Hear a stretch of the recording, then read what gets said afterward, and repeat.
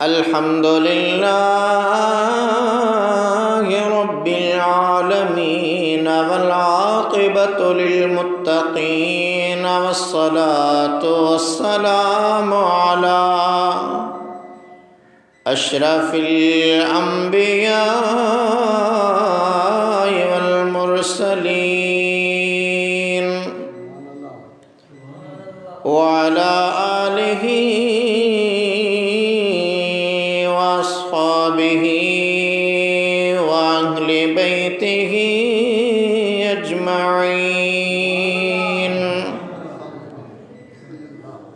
अम्मा बाद फ़क़द क़ाल अल्लाहु तबारक व तआला फ़िल क़ुरआनिल मजीद वल फ़ुरक़ानिल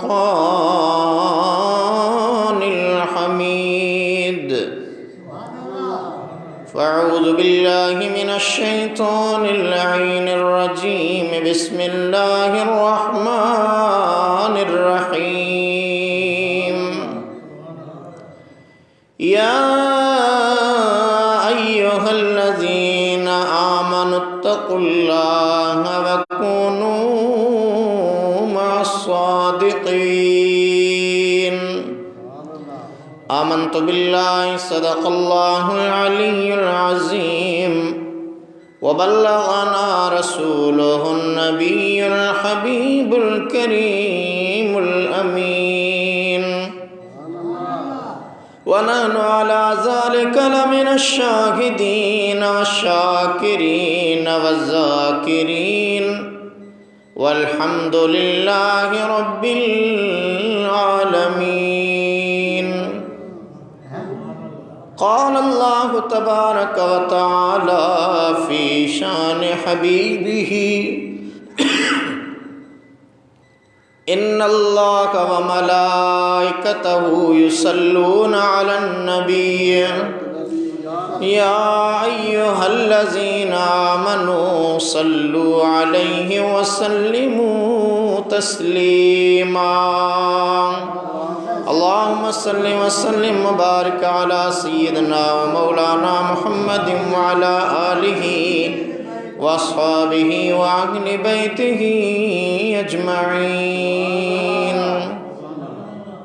बरादरान इस्लाम, वाजिबुल एहतराम मुसलमान भाइरो, दोस्तों, अजीज़ो, बुजुर्गो, अल्लाह रब्बुल आलमीन जल्ल शानहु व मन वालहु तक़द्दस शानहु जेलारीब किताब क़ुरआन करीम फ़ुरक़ान अज़ीम मझां हिक आयत सगूरी तिलावत कईया।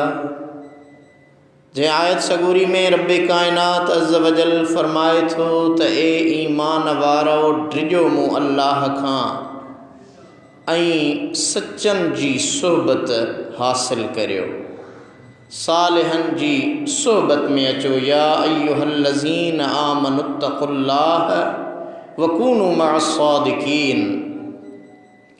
यकीनन दुनिया कायनात जे अंदर अल्लाह ताला जा कई सच्चा आरिफ आबिद ज़ाहिद मुत्तकी परहेज़गार बाना आया।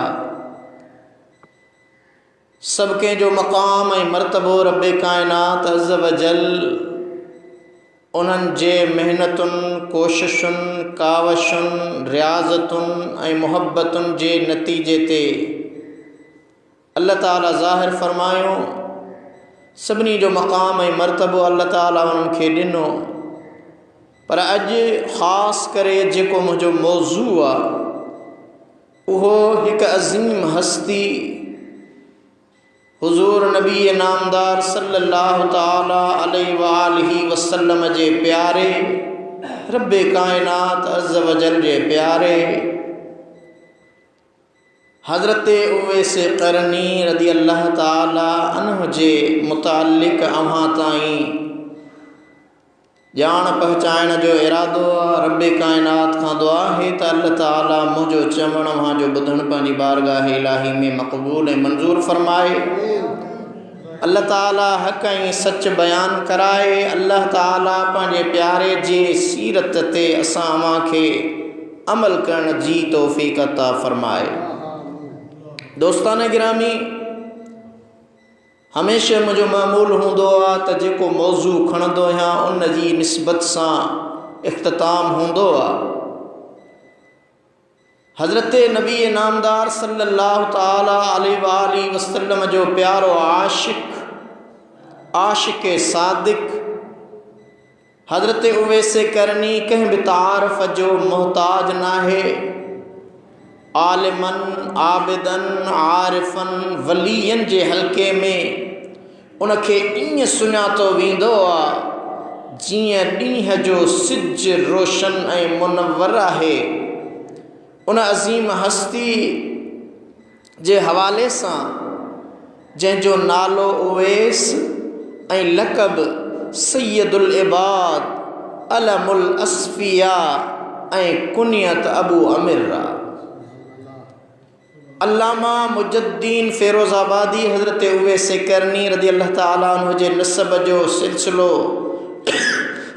ॿुधाए थो त उवैस बिन आमिर बिन हुरैर बिन मालिक बिन आमिर बिन सअद बिन असवान करनी संदसि हिक ॾाॾे ॾांहुं निस्बत आहे जेको करन बिन रदमान बिन नाजिया बिन मुराद सां मशहूरु आहे। अल्लामा ग़यासुद्दीन लिखियो आहे त हज़रत उवैस करनी रज़ी अल्लाह अन्हु कामिल ऐं वॾो वली हो ऐं करन संदसि क़बीले जो नालो आहे। हज़रत उवैस करनी रज़ी अल्लाह अन्हु मुल्क यमन जो रोशन सितारो हो। अज़ीम मुहद्दिस मोहम्मद बिन इस्माइल बुखारी अलैहि रहमत लिखियो आहे त उवैसुल करनी असलहु मिनल यमन, यानी उवैस करनी रज़ी अल्लाह अन्हु असुल यमन जो रहवासी हो। हज़रत उवैस करनी रज़ी अल्लाह अन्हु सॼी ज़िंदगी गोशा नशीनी ऐं लिक में रहणु पसंदि कंदो हो। संदसि सीने मुबारक में हज़रत हबीब करीम सल्लल्लाहु अलैहि वसल्लम जी मोहब्बत ऐं इश्क जी मौज हुई। हज़रत नबी करीम सल्लल्लाहु अलैहि वसल्लम सां संदसि रूहानी राबितो ऐं क़ल्बी ताल्लुक़ तमामु गहरो ऐं मुस्तहकिम मज़बूत हो। संदसि ज़िंदगी मुबारक तमामु घणो सादगी सां गुज़रंदी हुई। अव्हांखे हज़रत अबू हुरैरा रज़ी अल्लाह ताला अन्हु जी रवायत कयल हिकु हदीस शरीफ़ इब्तिदा में ॿुधायां, उन खां पोइ पाण अंदाज़ो लॻायूं त अल्लाह ताला पंहिंजे हिन महबूब जे प्यारे जो केतिरो मक़ाम, मान, शान ऐं मर्तबो कयो आहे। हज़रत अबू हुरैरा रज़ी अल्लाह ताला अन्हु खां रवायत मदीने वारा मीर सल्लल्लाहु ताला अलैहि वसल्लम फरमाइनि था, इन्नल्लाह अज़्ज़ व जल्ल युहिब्बु मिन ख़ल्क़िहिल अस्फिया अल अख़फिया अल अब्रिया अश्शसहु रुऊसुहुमुल मुग़ब्बरत वुजूहुहुम अल खम्सत बतूनुहुम इल्ला मिन कसबिल हलालिल लज़ीना इज़स्तौज़नु अलल अमराए लम युअज़नु लहुम व इन ख़तबुल मतनिमात लम युनकहु व इन गाबु लम युफ्तक़दु व इन हदरु लम युदअु व इन तलअु लम युफ़रहु बितलातिहिम व इन मरदु लम युआदु व इम्मातु लम युशहदु। क़ालू या रसूलल्लाह सल्लल्लाहु अलैहि वसल्लम कैफ़ लना बिरजुल मिनहुम क़ाल ज़ाक उवैसल क़रनी क़ाल अशहलु ज़ू सुहूबत बुईद मा बैनल मनकिबैन मुअतदिलुल क़ामत आदम शदीदुल अदमत दारिबुम बिज़क़निही इला मुद सुजूदिही वादिउ यमीनहु अला शिमालिही यतलूनल क़ुरआन यबकी अला नफ्सिही ज़बू ज़ूत मुरैन ला युबहु लहु मुतज़िर बेज़ारिन सूफियों वरदा सूफ मजहूलुन फी अहलिल अर्द मारूफुन फी अहलिस समाए लू अक़सम अलैया अलल्लाहि लअबर्र क़समहु अला व इन्न तहत मनकबिही अलियस अल ऐसर लम्अतन बैदा अला व इन्नहु इज़ा कान यौमुल क़ियामत क़ील लिल इबाद उदखुलुल जन्नत व युक़ालु लिउवैस क़िफ़ फशफ़अ फ़यशफ़अ अल्लाह अज़्ज़ व जल्ल फ़ी मिस्ल अदद रबीअत व मुदर या उमर व या अली इज़ा अंतुमा लक़ीतुमाहु फ़त्लुबा इलैहि अन युस्तग़फ़िर लकुमा यग़फ़िरुल्लाहु तआला लकुमा।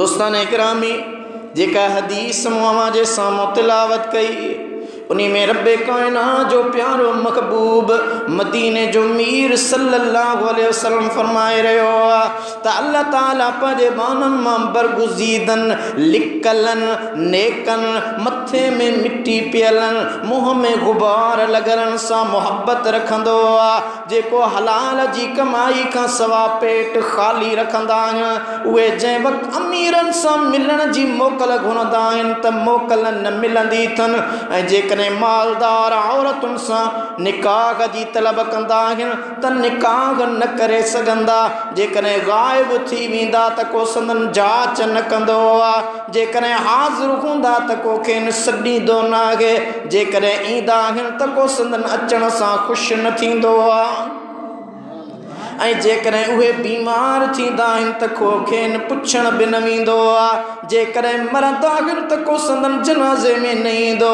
आहे तॾहिं असहाबनि सगोरनि अर्ज़ु कयो त या रसूलल्लाह सल्लल्लाहु अलैहि वसल्लम उन्हनि मां कंहिं हिकु मुड़ुस जो असांखे अहवाल ॿुधायो मुझे आका फरमायो वो उवैसे करनी अर्ज कयूं या रसूल अल्लाह सल्लल्लाहु अलैहि वसल्लम उवैसे करनी केरा मुझे आका फरमायो चमकदार सुनहरी वारन वारो कुल्हण जो वेकरो कद जो विचोलो घणो कणक रंगो पंहिंजी खाडी ऐं सीने खे सजदे जी जाइ ॾे झुकाईंदड़ सॼो हथ खॿे ते रखंदड़ क़ुरान मजीद जी तिलावत थो करे पंहिंजे हाल ते रोअंदो आहे ॿिनि चादरुनि वारो आहे उनजो ख़्यालु न कयो वेंदो आहे सूफ़ जे कपिड़े जी गोड़ बधंदड़ ऐं सूफ़ जी चादर ढकींदड़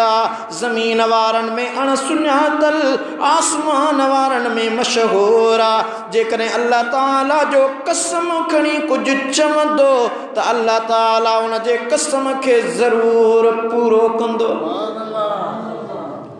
ख़बरदार उन जे खॿे कुल्हे हेठां अछो टिको आहे ख़बरदार जंहिं वक़्तु क़यामत जो ॾींहुं क़ाइमु थींदो त ॿियनि ॿारनि खे हुकुम कयो वेंदो त जन्नत में दाख़िल थियो ऐं हज़रत उवैसे करणी खे हुकुम कयो वेंदो त बीही ॿियनि जी शफ़ाअत कर पोइ अल्लाह ताला जी दरबार में रबिया ऐं मुदिर कबीले जे माण्हुनि जे तइदाद जेतिरनि जी शफ़ाअत कंदो उन खां पोइ हुज़ूर सरवर कानैन सल्लल्लाहु अलैहि वसल्लम जन फरमायो त हज़रत उमर ऐं हज़रत अली रज़ियल्लाहु अन्हुमा ॾांहुं मुतवज्जह थी आका फरमायो त साणनि मुखातिब थी हुज़ूर फरमायो ए उमर ऐं सुण अली जंहिं वक़्तु तव्हां उन सां मुलाक़ात कयो त उन खां पंहिंजे मग़फ़िरत जे लाइ दुआ जी तलब कजो त अल्लाह ताला खे बख़्शींदो। दोस्तान गिरामी हज़रत अबू हुरैरा रज़ियल्लाहु अन्हु फरमायो त हबीब अकरम सल्लल्लाहु अलैहि वसल्लम जे उन फरमान खां पोइ हज़रत उमर ऐं हज़रत अली शेर जली 10 सालनि ताईं हज़रत उवैस करनी जी मुलाकात ले तड़पंदा हा, कोशिश कंदा रहंदा हा, मगर मुलाकात न थींदी ही। नेठ जॾहिं हज़रत उमर रज़ियल्लाहु ताला अन्हु जन जी शहादत जो साल क़रीब आयो, पाण मक्के मुकर्रमा में अबू कुबैस जबल ते चढ़ी वॾे आवाज़ सां सॾु करे फरमायो, ए यमन खे आयल हाजियो, अव्हां में को उवैस नाले आहे त ॿुधायो। एक पोड़े शख्स उथी अर्ज़ कयो त असांखे ॿी का ख़बर नाहे, पर उवैस नाले हिकु मुंहिंजो भाउ टियो आहे जंहिंखे को बि यादि न कंदो आहे, छो त थोरे माल वारो आहे, अहिड़ी अहम शख़्सियत नाहे जो अवां सां उनजो ज़िक्र कजे। उहो असांजा उठ चारींदो आहे ऐं असांजे नज़रुनि में बज़ाहिर बिल्कुलु किरियल आहे। हज़रत उमर रज़ियल्लाहु अन्हु फरमायो, भला उहो हरम शरीफ़ में आयल आहे? उन बुढ़ड़े उन पोड़े शख्स चयो त साईं हा। हज़रत उमर रज़ियल्लाहु अन्हु फरमायो, किथे मिलंदो? उन पोड़े ॿुधायो, साईं उहो मां सां अरफात जे मैदान में मिलाईंदुसि। रावी बयान थो करे त इहा ॻाल्हि हज़रत उमर ऐं हज़रत अली करमुल्लाह वजहुल करीम ॿई ॿुधण खां पोइ सवारीअ ते सवार थी तकड़ा तकड़ा अरफात जे मैदान ॾांहुं रवाना थिया। ईंदे ईंदे संदन नज़रूं हिकु अहिड़े शख़्स ते पियूं जेको हिकु वण जी भर में बैतुल्ला शरीफ़ ॾे मुंहुं करे निमाज़ पढ़ी रहियो हो। निमाज़ पियो पढ़े ऐं संदसि चौधारी उठ चरी रहिया हुआ। ॿई भलारा उनखे सुञाणे उन ॾांहुं लही आया ऐं अची फरमायो, अस्सलामु अलैक व रहमतुल्लाहि व बरकातु। हज़रत उवैस सलाम ॿुधो ऐं निमाज़ पूरी करे जवाब में फरमाए, अस्सलामु अलैकुम व रहमतुल्लाहि। ॿिन्ही भलारनि यानी हज़रत उमर ऐं सुहिणो मौला अली रज़ियल्लाहु अन्हु खां पुछो त केरु मुड़िसां? उवैस करनी खां जॾहिं ॿिन्ही पुछो केरु आहे? हज़रत उवैस करनी फरमायो, अर्ज़ कयईं उठन चारण वारी कौम जो मज़दूर हां। सोने मौला अली ऐं उमर साईं फरमायो, तोखां उठन चारण जो नथा पुछूं, मज़दूरी करण जो तुंहिंजो नथा पुछूं, तुंहिंजो नालो छा आहे? अर्ज़ कयईं अल्लाह ताला जो बानो अब्दुल्लाह। फरमाई असांखे बि ख़बर आहे त आसमान ऐं ज़मीनुनि वारा सभु अल्लाह जा बाना, पर तुंहिंजो उहो नालो कहिड़ो आहे जंहिंसां तोखे माउ सॾींदी आहे? छो त पंहिंजो पाण खे लिकाए पियो, मख़फ़ी पियो रखे। त साईं जन फरमाइश सुणे अली साईं ऐं हज़रत उमर फारूक रज़ियल्लाहु अन्हु फरमायो त तोखे माउ कहिड़े नाले सां सॾींदी आहे? हज़रत उवैस करनी रज़ियल्लाहु अन्हु अञा बि ॻाल्हि खे मटाईंदे अर्ज़ कयो, मूं वटि अचण में अव्हां जो मक़सदु छा आहे? फरमायो, असांखे असांजे आका रहमत वारे हबीब मदीने वारे मीर सल्लल्लाहु अलैहि वसल्लम जन उवैस करनी जूं जेके सिफ़तूं ॿुधायूं उन्हनि मां गुलाबी रंग जो हुजणु, वॾियुनि अखियुनि वारो हुजणु त तो में ज़ाहिर आहे, पर असांखे इहो ॿुधा त तुंहिंजे खॿे पासे कुल्ले जे हेठां अछो निशान आहे या न, उहो असांखे ॾिसणु ॾे। जेकॾहिं तो में उहो निशान या दाग़ आहे त जंहिं जे लाइ असांखे मदीने वारे मीर मोकिलियो आहे उहो उवैस करनी वाक़ई तूं ई आहीं। हज़रत उवैस करनी रज़ियल्लाहु अन्हु पंहिंजो खॿो पासो खोलियो, संदसि कुल्ले मुबारक जे हेठां अछो दाग़ बराबरि नज़र आयो। उन्हनि ॿिन्ही भलारनि हज़रत अली मुर्तज़ा ऐं उमर फारूक रज़ियल्लाहु अन्हु मुहब्बत मां जल्दी जल्द वेझो थी उहो निशान जेको मुंहिंजे आका ॿुधायो हो, ॿिन्ही प्यारनि हज़रत उवैस करनी जे उन निशान खे चुमी ॾिनी ऐं फरमायो, असीं शाहिदी था ॾियूं तहक़ीक़ उवैस करनी अव्हां ई आहियो ऐं अव्हां जे लाइ असांजे आका फरमायो हो, जॾहिं मिलो त उनखे चइजो त असांजी मग़फ़िरत लाइ दुआ करे। ओ सुहिणा उवैस असां जे ले मग़फ़िरत जी दुआ कर, अल्लाह ताला अवां खे भी मग़फ़िरत नसीब कंदो। हज़रत उवैस करनी रज़ियल्लाहु अन्हु अर्ज़ कयो, मां सिर्फ़ पंहिंजे लाइ या ॿियनि लाइ ख़ुसूसी तरह दुआ न कंदो मां, पर जेके ईमान वारा मर्द या औरतूं समुंड में या सुकी शइ ते रहनि था, सुकी जाइ ते रहनि था, उन्हनि सभिनी लाइ दुआ घुरो आहियां। पर अवां ॿुधायो तव्हां केरु आहियो जो अल्लाह ताला मुझे हकीकत हाल के अवां जे आॾो रोशन फरमायो आहे ऐं मुंहिंजा राज़ अवां खां गुझा न आहिनि। ॿुधायो तव्हां केरु आहियो? हज़रत मौला अली शेर जली हक़ जे वली ऐं अमीरुल मोमिनीन हज़रत सैयदना उमर फारूक रज़ियल्लाहु अन्हु फरमायो त ही अमीरुल मोमिनीन सैयदना उमर हैदर करार ॿुधायो, ए उवैस ही सामो निहार, हिन वक़्त जो अमीर उमर ऐं मां महबूब जो प्यारो अली बिन अबी तालिब आहियां। ही ॿई नाला ॿुधी हज़रत उवैस करनी उन्हनि भलारनि जे अदब लाइ उथी बीठा ऐं अर्ज़ कयूं, अस्सलामु अलैक या अमीरल मोमिनीन वस्सलामु अलैक या अली इब्न अबी तालिब, जज़ाकुमुल्लाहु ताला अन हाज़िहिल उम्मत खैरा। ए मोमिनन जा अमीर ऐं अली बिन अबी तालिब, अवां ते सलाम ऐं अल्लाह जी रहमत ऐं उन जूं बरकतूं हुजनि। हिन उम्मत जे तरफ़ां अवां खे अल्लाह ताला सुहिणो बदिलो अता करे। जवाब में ॿिन्ही भलारनि फरमायो, तोखे बि अल्लाह ताला सुहिणो बदिलो अता करे। हज़रत उमर रज़ियल्लाहु अन्हु हज़रत उवैस करनी खे फरमायो, हिते वेह, अल्लाह ताला तो ते रहमतूं करे, तमां मक्के मुकरमा मां थी अचां, तोले कुछ ख़र्च ऐं पंहिंजे कपड़नि मां कुछ वॻा खणी अचां, मां हिते ई मोटी थो अचां, तूं केॾांहुं बि न वञजां। छो त हज़रत उमर उन वक़्त जो अमीर हो। चई उवैस तूं वेह। हज़रत उवैस करनी रज़ियल्लाहु अन्हु अर्ज़ कयो, इहो वाइदो नथो कयां, मां कपड़नि ऐं ख़र्च खे छा कंदुसि? मुले बदन ते ढकियल कपड़ा काफ़ी आहिनि, ख़बर नाहे कॾहिं फाटंदा, मुंहिंजी जुती बि ॻंढियल ऐं सगी आहे, ख़बर नाहे कॾहिं छिजंदी, मूं उठनि चाढ़ण जे बदिले में 4 दरहम वरिता आहिनि, ख़बर नाहे कॾहिं खाई कुटाईंदुसि। ए मोमिननि जा अमीर उमर, अॻियां हिकिड़ो लंघा जितां हल्के बार वारो लंघी सघंदो, उन जे करे बार हल्को रखजांइ, अल्लाह ताला तो ते रहमतूं मोकिले।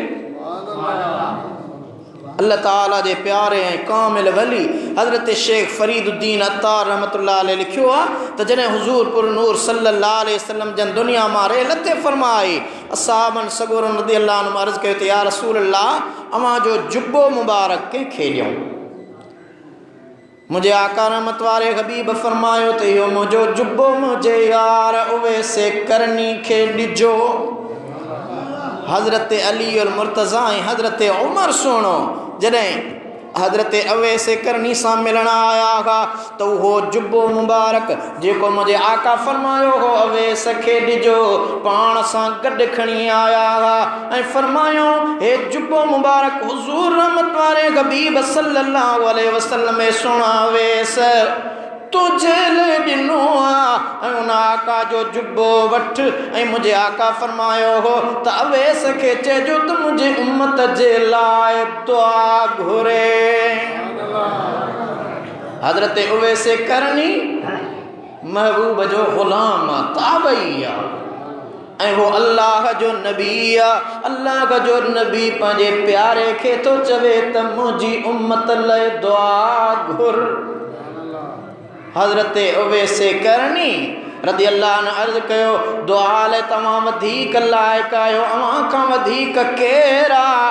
हज़रत उमर सुहिणे जवाब में फरमायो त ही मुंहिंजे आका रहमत वारे हबीब जो हुकुम आहे जेको तोखे पूरो करणो पवंदो। हज़रत उवैस करनी रज़ियल्लाहु अन्हु अर्ज़ कयो, मूंखे मुंहिंजे महबूब सल्लल्लाहु अलैहि वसल्लम जो जुब्बो मुबारक ॾियो त मां दुआ घुरां।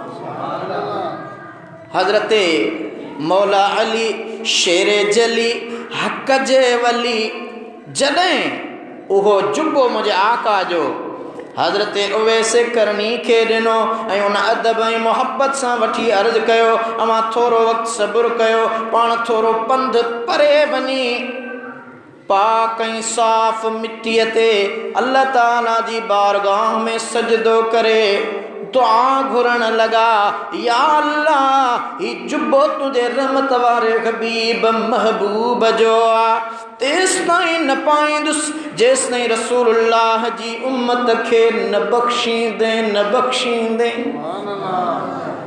इहो मोल है मुझे महबूब आका जो हुक्म आ जेको हज़रत उमर ऐं हज़रत अली खणी आया आहिनि मुंहिंजो कमु तुंहिंजी दरबार में सजदो करणु ऐं उम्मत खे बख़्श करणु मुंहिंजा मौला तुंहिंजो कमु आहे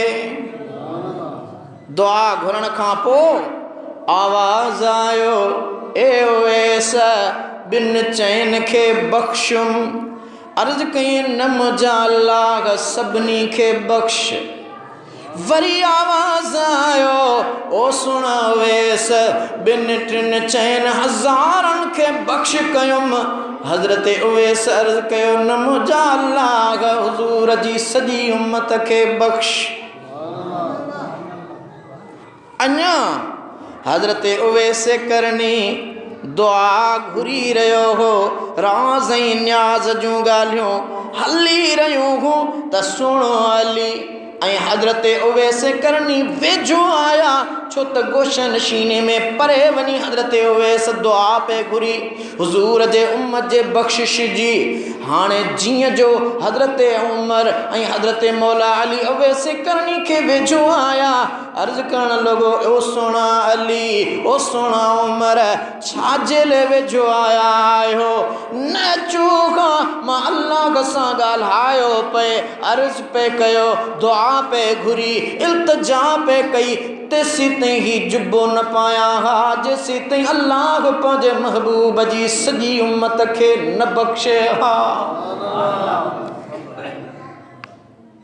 हज़रत उवैस करनी रज़ी अल्लाह अन्हु मौला अली सोने ऐं सैयदना उमर फारूक जे साम्हूं वो जुब्बो ज़ेबे तन फरमायो ऐं जुब्बो पाइण खां पोइ हैदर करार खे ऐं उमर फारूक खे उवैस करनी ॿुधाए थो ओ सुण मुंहिंजे महबूब जा कासिदो ग़ुलाम सहाबो ॿुधो अल्लाह ताला मुंहिंजी दुआ जे सदके रबिया ऐं मुदिर कबीलनि जे रिढुनि ऐं बकरिन जे वारनि जेतिरा महबूब जा उम्मती बख़्शे छॾिया अञा जे न अचो हा न त हिन जुब्बे मुबारक जे सदके अॼु मां पंहिंजे रब खां हुज़ूर जी सॼी उम्मत बख़्शरायां हा दोस्तो असहाबन सगोरन के हुजूर सल्लल्लाहु अलैहि वसल्लम जन जो इरशाद थियल हो उवैस सां मुलाक़ात कयो ऐं सहाबन मां ख़ुसूसन हज़रत उमर ऐं हज़रत अली रज़ी अल्लाह ताला अन्हुमा जन हज़रत उवैस जी ज़ियारत लाइ आया इन मां ॿ ॻाल्हियूं साबित थियूं हिकु त सालिहनि जी ज़ियारत करण जी अहमियत ऐं ॿियो त वॾे शान वारो नंढे ॾे वञण में ऐब ऐं आर न सम्झे पहिरीं ॻाल्हि अल्लाह तबारक व तआला क़ुरान मजीद में फरमाई या अय्युहल्लज़ीन आमनुत्तकुल्लाह वकूनू मअस्सादिकीन ए ईमान वारो अल्लाह तबारक व तआला खां डिॼो ऐं सचनि सां गॾु रहो सच्चन सां गॾु रहण तॾहिं नसीब थींदो जॾहिं माण्हू उन्हनि सां मिली ज़ियारत करे ऐं हाज़िरी ॾींदो रहे ॿी ॻाल्हि लाइ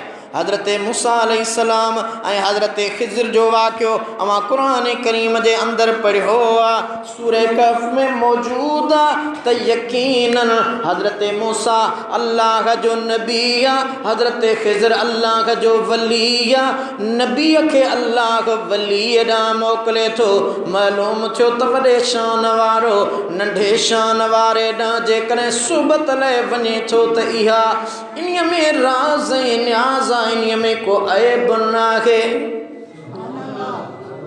दोस्तान गिरामी,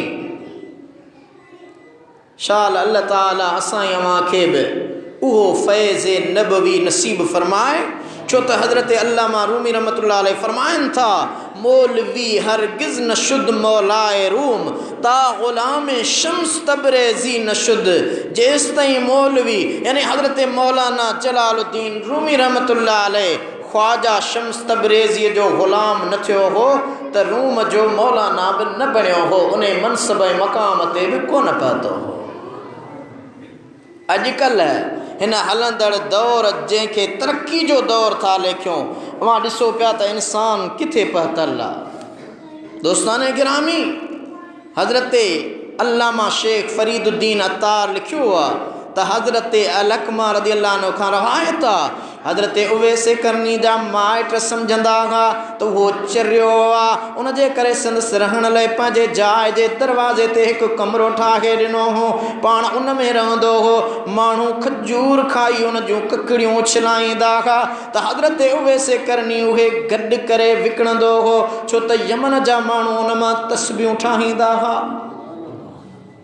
हज़रत उवैस करनी जो गुज़रान इन ते हूंदो हो, जेकॾहिं खेसि कतल जी का सॼी घड़ी मिलंदी हुई त उहा संभाले रखंदो हो ऐं शाम जो उन घड़ीअ सां रोज़ो खोलींदो हो। इन मां मालूम थियो त पेट जे पुॼारियुनि खे सबक़ वठणु खपे त अल्लाह ताला जे प्यारनि पंहिंजी सॼी ज़िंदगी कीअं गुज़ारी ऐं उन ज़िंदगीअ खे अल्लाह ताला जी रज़ा वास्ते कीअं गुज़ारियो। अल्लाह ताला क़ुरान करीम में तक़वा ऐं तवक्कल जी भलाई बयानु कई आहे। हबीब अकरम सल्लल्लाहु अलैहि वसल्लम जी हदीस पाक तक़वा जे लाइ फरमान आहे ऐं क़ुरान करीम में भी अल्लाह ताला फरमायो आहे, इन अक्रमकुम मिंदल्लाहि अतकाकुम, अमामा अल्लाह वटि वधीक इज़त वारो उहो आहे जेको वधीक परहेज़गार आहे। इन में अल्लाह साईं कोन चयो त सैयद शान वारो आहे, लाशारी शान वारो आहे, शेख शान वारो आहे, कंहिं ॿी ज़ात वारो शान वारो आहे। अल्लाह साईं ज़ात क़ौमुनि क़बीलनि जो ज़रूरु सूरह हुजरात जे अंदरि ज़िक्र बयानु फरमायो, पर अल्लाह साईं फरमायो मूं इहे क़ौमूं क़बीला लितआरफू, तव्हांजे तारुफ़ जे लाइ सुञाणप जे लाइ जोड़िया आहिनि। हा, अव्हां मां वधीक शान इज़त वारो उहो आहे जेको मुत्तक़ी ऐं परहेज़गार। वमन यतवक्कल अलल्लाहि फहुव हस्बुह, जेको अल्लाह ताला ते तवक्कल थो करे उन जे लाइ अल्लाह काफ़ी आहे। हज़रत हबीब अकरम सल्लल्लाहु अलैहि वसल्लम खां हज़रत अबू ज़र रज़ियल्लाहु अन्हु रवायत थो करे, मुझे आका फरमायो, इन्नी लअअलमु आयतन लौ अख़ज़ बिहन्नास लकफ़तहुम वमन यत्तक़िल्लाह यजअल लहू मख़रजन वयरज़ुक़हु मिन हैसु ला यहतसिब। मुझे आका फरमायो, बेशक मां अहिड़ी आयत ॼाणा थो जो जेकॾहिं माण्हू उन ते अमल कनि त उहा उन्हनि जे लाइ काफ़ी आहे।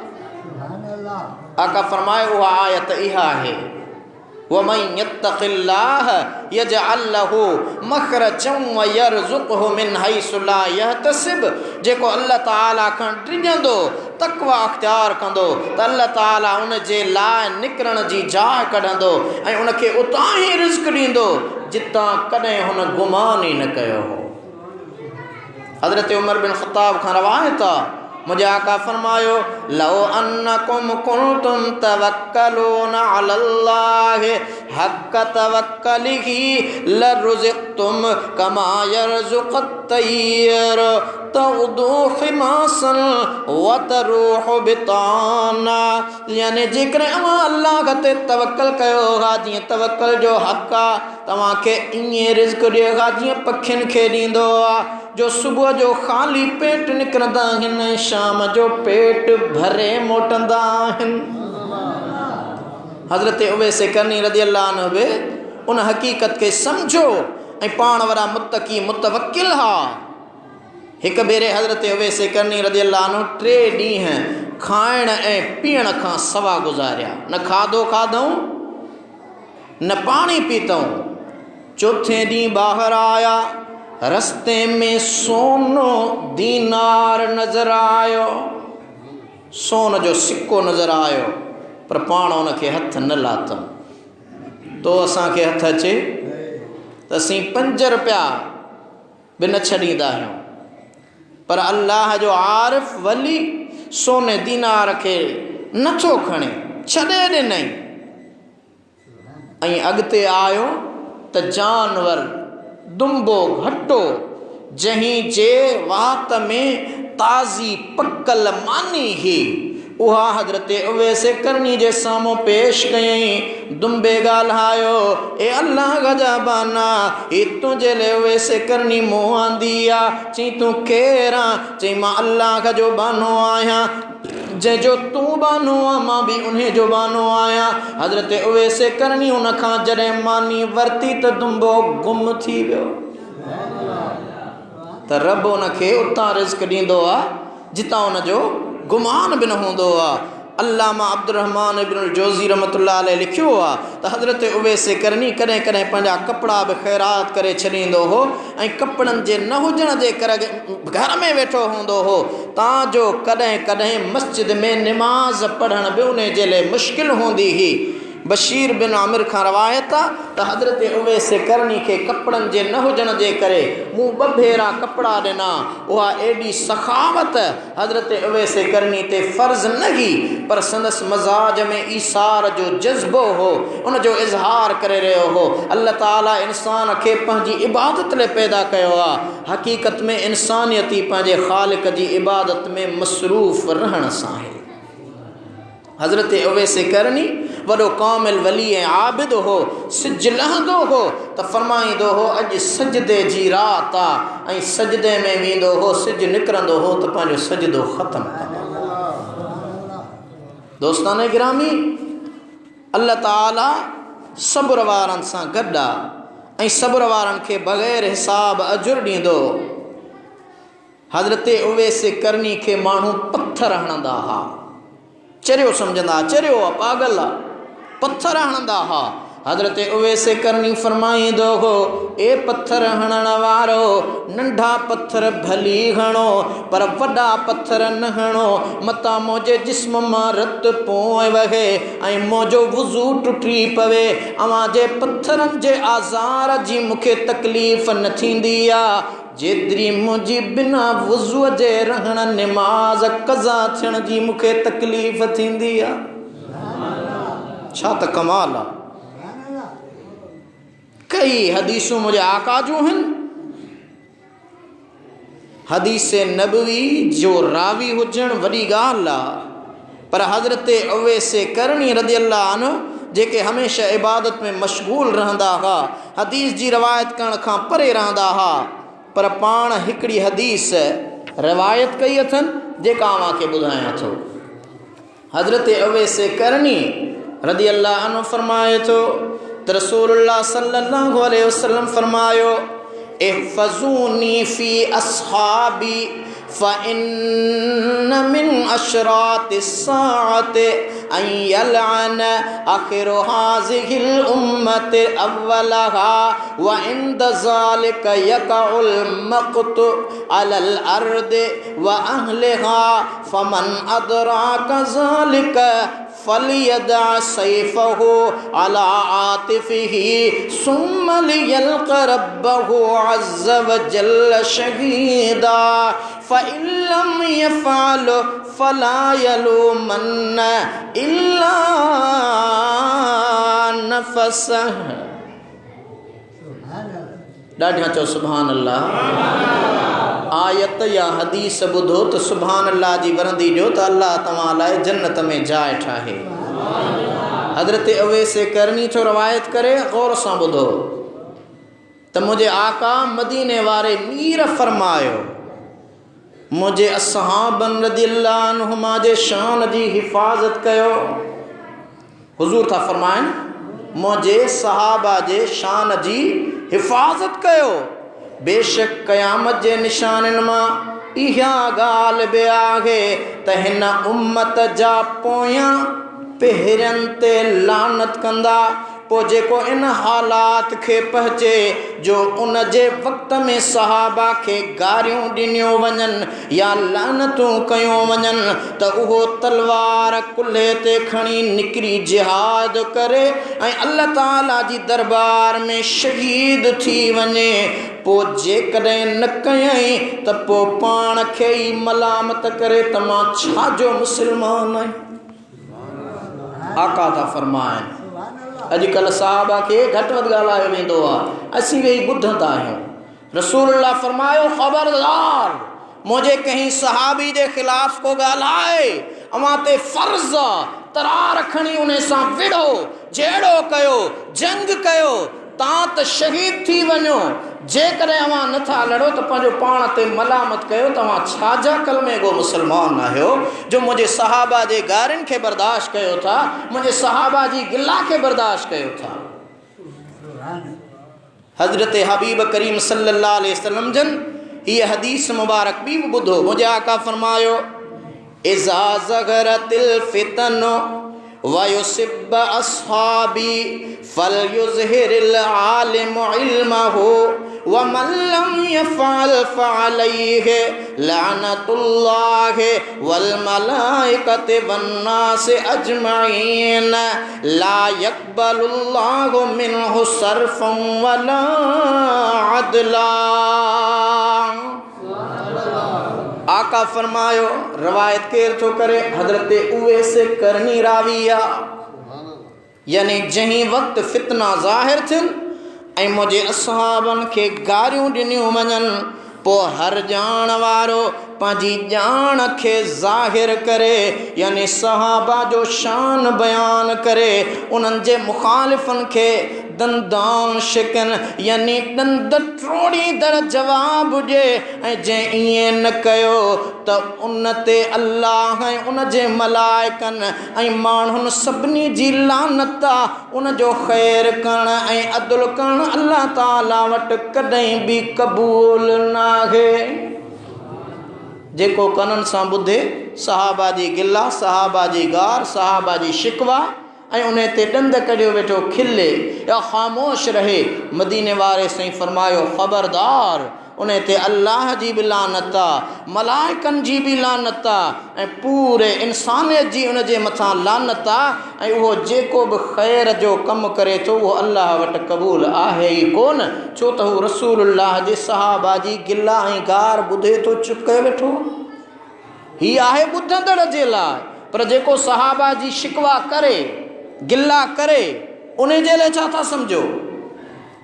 हिन मुल्क में हिन दौर में आम माण्हू त छॾियो, पर ख़ासि माण्हुनि में बि मज़हबी हमीयत घटिजी वई आहे। सहाबा जो शान ॿुधण लाइ तयारु न आहिनि। सहाबा त सहाबा, पर मुंहिंजे आका मदीने वारे मीर सल्लल्लाहु अलैहि वसल्लम जे सुन्नत ऐं इताअत जी ॻाल्हि कई वञे थी, तॾहिं बि माण्हू शर्मंदो थींदो आहे।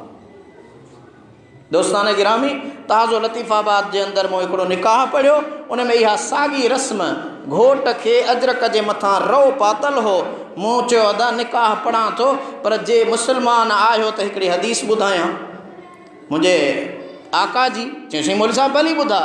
मूं चयो मदीने वारे मीर फरमायो आहे त जेको मर्द औरताणो लिबास ओढ़े थो ऐं जेका औरत मर्दाणो लिबास ओढ़े थी त उन जे मथां अल्लाह ऐं अल्लाह जे रसूल जी लानत आहे। पोइ हाणे तव्हां ॿुधायो त तव्हांजो न हिन घोट खे रओ पारायो आहे अजरक जे मथां, जंहिंजे मथां लानत आहे, हाणे लानती घोट जो मां निकाह पढ़ायां? तो परेशान मुझको हदीस ॿुधाई आहे, पंहिंजे तरफ़ां नथो चवां। शक अथव त कंहिं मौलवी खे फ़ोन करे पुछो त इहा हदीस आहे या न आहे? चयो साईं वारो कयो, मोड़ खोले ओॾी महिल रओ लाथऊंसि। चईसीं माइन जो कारो मोहा। मूं चइबो हाणे जंहिंखे पोती पाराई अथव अॻिते कहिड़ा कक कारा कंदो? त असां वटि रस्मो रवाज जेके शरीयत सां मज़ाक जे बराबरि हूंदियूं आहिनि। मुस्लमानो पंहिंजे रस्मो रवाज खे इस्लाम खां ॿाहिरि न कयो, क़ुरान खां ॿाहिरि न कयो, हदीस खां ॿाहिरि न कयो। छो त लतीफ़ साईं फरमायूं दूर तनी खां लॾ जंहिंजी नाहे मुहड़ मलीर ॾे, पखा तन पापिन खां परे परां हां अॾ, छांग तनी जी छॾ जेके धनारों भार चर। यकीनन हज़रत उवैस करनी जी ख़िदमत में कंहिं अची अर्ज़ु कयो त साईं, अमां जे पाड़े में हिकिड़ो शख़्स आहे जेको जीअरे ई 30 सालनि खां कफ़न में वेढ़ियो क़बर में वेठो आहे। क़बर जे ज़ुल्मतुनि, अंधेरनि, तंगीअ खे ऐं सवाल जवाब खे यादि करे राति ॾींहुं रोंदो रहंदो आहे। हज़रत उवैस करनी उन जे मथां आया ऐं मथां अची करे क़बर जे मथां पहुता। ॾिठो त उनजो बदन सॼो फिको थी वियो आहे, रोअण जे करे तमामु ज़ईफ़ थी वियो आहे। हज़रत उवैस करनी सॾे फरमायो, ए फिलाणा हल शगल कल क़बर अनिल्लाह, छा तोखे क़बर अल्लाह ताला खां गाफ़िल करे छॾियो आहे? सिंधू क़बर में आहीं पोइ बि ख़ुदा जी ज़ात खां गाफ़िल न? इहा ॻाल्हि तुंहिंजे सलूक जे वाट में हिजाब आहे। उन शख़्स हज़रत उवैस करनी जे क़ल्बी नूर जी तजल्ली खे ॾिठो। जॾहिं तजल्लियात अनवार उवैस करनी जे सीने मां निकिरी उन क़बर में वेठे इबादत गुज़ार बाने ते पई त ज़रब हयईं, ओॾी महिल उनजो दम परवास थी वियो। हज़रत उवैस करनी चयो, ख़बरदार, जे ख़ुदा सां मिलणु चाहियो था त आरिफ़ कामिल सालिह वली जी सोबत अख़्तियार कयो। बिना उस्ताद ऐं बिना कामिल पीर मुर्शिद जे मंज़िल मिलणु नामुमकिन। दोस्तान गिरामी, कई रवायतूं, कई हदीसूं हज़रत इब्न हयान जी आख़िरी रवायत तव्हांखे ॿुधायां। मुहद्दिस अबू नईम रज़ी रहमतुल्लाह अलैह लिखियो आहे त हिकु शख़्स इब्न हयान नाले हज़रत उवैस सां पंहिंजी मुलाक़ात जो ज़िक्र करे थो त मां हिकु भेरे कूफ़े जे शहर में इन मक़सद सां आयुसि त उवैस करनी जी ज़ियारत ऐं जांच कंदो वञा। फ़ुरात दरिया जे किनारे ते ॾिठुमि हिकु शख़्स वुज़ू करे कपिड़ा पियो धोए। मूं जेके हज़रत उवैस करनी जूं वसफ़ूं ॿुधियूं हो उहे सभु इन सॻोरे में ॾिसी सुञातुमि त इहो ई उवैस करनी आहे। मूं ख़िदमत में हाज़िर थी सलाम करे हथ मिलायो, उन हथ न मिलायो ऐं इनकार कयो। संदसि हाल ॾिसी मूंखे सख़्तु इबरत वरितो। मूंखे अर्ज़ु कयो, उवैस अस्सलाम अलैक, ए मुंहिंजा भाउ कहिड़ो हाल आहे? जवाब में फरमायाईं, ए हुरम बिन हयान, तुंहिंजो कहिड़ो हाल आहे? उन नालो वठी उवैस करनी मूंखे सॾु कयो। मूं उन खां पुछियो त सुणा उवैस, तूं असां ज़िंदगी में कॾहिं न मिलिया आहियूं, पहिरीं मुलाक़ात आहे, मुंहिंजो नालो तोखे कंहिं ॿुधायो? हज़रत उवैस करनी चयो, जॾहिं पंहिंजा रूह अल्लाह जी बारगाह में पेश थिया हा न, तॾहिं असां हिक ॿिए खे सुञातो हो। हिकिड़ी जिस्मानी ज़ाहिरी मुलाक़ात हूंदी आहे ऐं ॿी रूहानी मुलाक़ात हूंदी आहे। तुंहिंजो मुंहिंजो रूह त अल्लाह जी दरबार में गॾु हुआ। अॼु मूं तोखे सुञातो आहे, तूं केरु आहे, कंहिंजो पुटु? पाण आयत पढ़ियूं, वयक़ूलून सुबहान रब्बिना इन कान वादु रब्बिना लमफ़ूला, यानी पाकाई असांजे रब जी, असांजे रब जो कयल वाइदो पूरो थियल आहे। मूंखे अर्ज़ु कयो तोखे मुंहिंजो ऐं मुंहिंजे पीउ जो नालो कंहिं ॿुधायो? अल्लाह जो कसम आहे, न त मूं तोखे अॻे कॾहिं ॾिठो न वरी तो मूंखे ॾिठो। उवैस करनी फरमायो, जॾहिं तो मूंसां ॻाल्हायो मुंहिंजे रूह तुंहिंजे रूह खे सुञातो। जिस्मनि जो जहिड़ी तरह हिक ॿिए सां तारुफ़ आहे, अहिड़ी तरह रूहनि जो बि तारुफ़ आहे। अल्लाह ताला जी महिरबानी सां मोमिन हिक ॿिए खे सुञाणंदा आहिनि। उन्हनि जा घर हिक ॿिए खां परे जायूं जुदा। मूंखे अर्ज़ु कयो, मूंखे रसूलुल्लाह जी हदीस बयानु करे ॿुधा।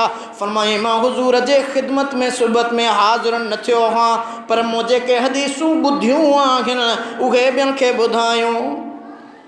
पाण फरमाए त मां मुहद्दिस काज़ी या मुफ़्ती थियणु नथो घुरां, मुंहिंजे लाइ मुंहिंजे अंदर में जुदा मशगूली आहे। मूं अर्ज़ु कयो, भला हदीस नथा बयानु कयो?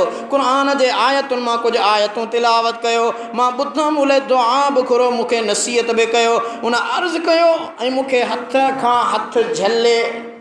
फरमाए थो हज़रत उवैस करनी किनारे सां हलणु लॻो। फरमाए, इब्न हयान, मुंहिंजो रब वधीक भलो, कौल मुंहिंजे रब जो भलो, सची ॻाल्हि मुंहिंजे रब जी, वधीक सुहिणो कलाम मुंहिंजे रब जो। पाण पढ़ियूं, अऊज़ु बिल्लाहि समीइल अलीम मिनश शैतानिर रजीम इन यौमल फ़स्ल मीक़ातुहुम अजमईन, यानी बेशक फ़ैसिले जो ॾींहुं उन्हनि सभिनी जे वाइदे जो ॾींहुं। इन आयत जे पढ़ण खां पोइ अहिड़ी दाह कयईं जो मूं सम्झो त उवैस करनी बेहोश थी वियो। इन खां पोइ वरी पढ़ियईं यौम ला युगनी मौलन अम मौलन शैयन वला हुम युसरून इल्ला मन रहिमल्लाह इन्नहु हुवल अज़ीज़ुर रहीम। यानी उन ॾींहं को दोस्त कंहिं दोस्त खे फ़ाइदो न ॾींदो ऐं न उहे मदद ॾिना वेंदा मगर जंहिं ते अल्लाह रहम करे, बेशक उहो ई ग़ालिब महिरबान आहे। इन आयत पढ़ण खां पोइ मूंॾे निहारे फरमायईं ए इब्न हयान, जियां तुंहिंजो पीउ वफ़ात करे वियो तीअं तूं बि वफ़ात कंदे। तुंहिंजे पीउ हयान जो पीउ वफ़ात करे जन्नत या जहन्नम ॾे वियो।